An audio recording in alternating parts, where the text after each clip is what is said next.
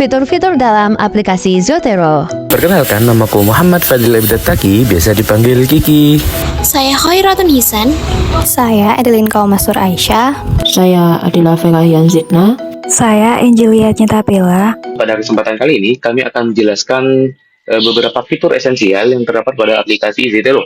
Yang pertama yaitu fitur New Document, di mana fungsinya yaitu membuat sebuah citasi atau kutipan secara manual. Kita ambil contoh saja pada buku, di mana kita nanti bisa menuliskan sebuah judul buku tersebut, penulisnya siapa, dan lain-lainnya. Selanjutnya pada fitur yang kedua, yaitu kita bisa memasukkan DOI atau ISBN ke dalam prompt ini untuk bisa dianalisis data-data yang kita perlukan pada sebuah citasi. Kita ambil contoh saja di internet. Saya mempunyai DOI ini, kita copy saja langsung ke prompt tadi.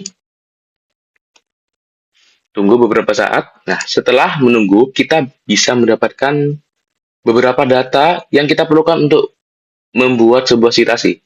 Selanjutnya pada fitur yang ketiga, yaitu fitur ini. Fitur ini berfungsi untuk mengambil sebuah jurnal yang sudah kita download untuk kita analisis secara otomatis. Kita ambil contoh pada file PDF jurnal ini. Kita tekan open. Kita tunggu beberapa saat.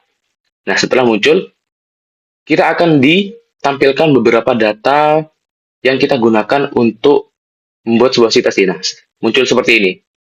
Muncul sebuah data-data yang kita perlukan. Fitur yang pertama adalah New Item. New Item memungkinkan Anda menambahkan referensi baru secara manual. Yang kedua adalah Add by Identifier, memungkinkan penambahan referensi menggunakan DOI. Yang selanjutnya adalah Add Attachment, yang memungkinkan Anda menambahkan lampiran seperti PDF ke item referensi. New Note memungkinkan pembuatan catatan yang dapat dihubungkan dengan referensi. Selanjutnya ada New Collection dan New Library, membantu Anda mengorganisir referensi dalam koleksi atau perpustakaan baru. Import dan Export Library memungkinkan import dan export data referensi. Yang terakhir adalah fitur Exit, digunakan untuk keluar dari aplikasi Zotero. Pada menu kedua, yaitu ada menu Edit, yang diantaranya ada Undo, Redo, yang digunakan untuk membatalkan atau mengulang tindakan terakhir. Kemudian ada Cut, Copy, untuk mengelola elemen referensi, yaitu untuk memindahkan, menyalin. Nah, diantaranya ada dua nih, Copy Citation dan Copy Bibliografi. Nah, prakteknya pilih satu jurnal, kemudian di copy citation dan klik paste. Copy citation itu juga bisa melalui Word. Klik edit citation, kemudian muncul klik Z-nya, classic view, pilih jurnal dan ketik halaman yang dikutip. Klik OK. Kemudian yang kedua ada copy bibliografi, ya ini gunanya untuk menulis daftar pustaka. Langsung saja ya kita copy semua jurnal.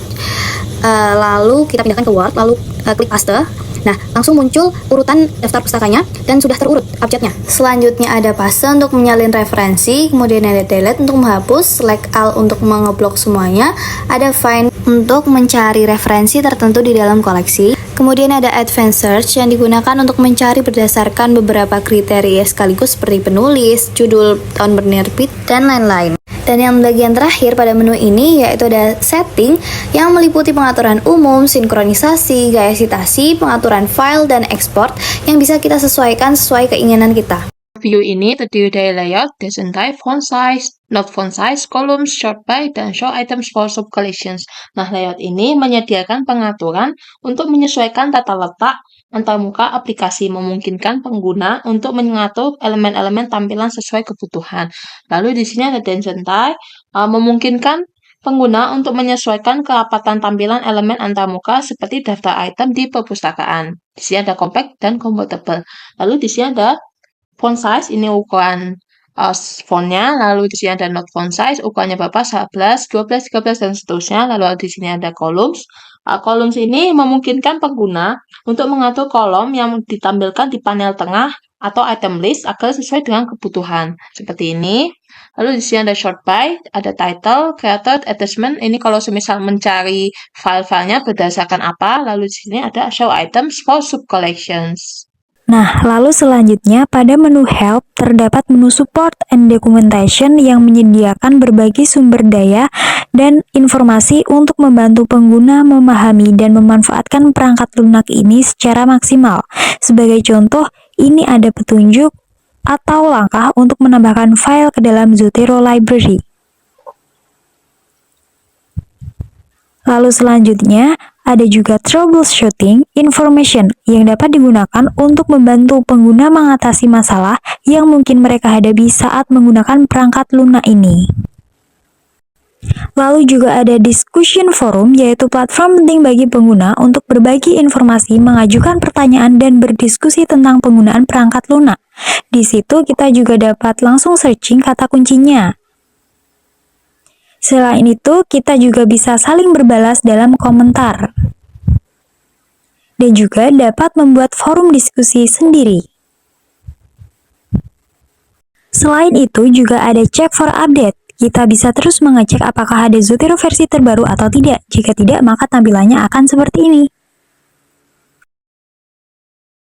Terima kasih, semoga bermanfaat.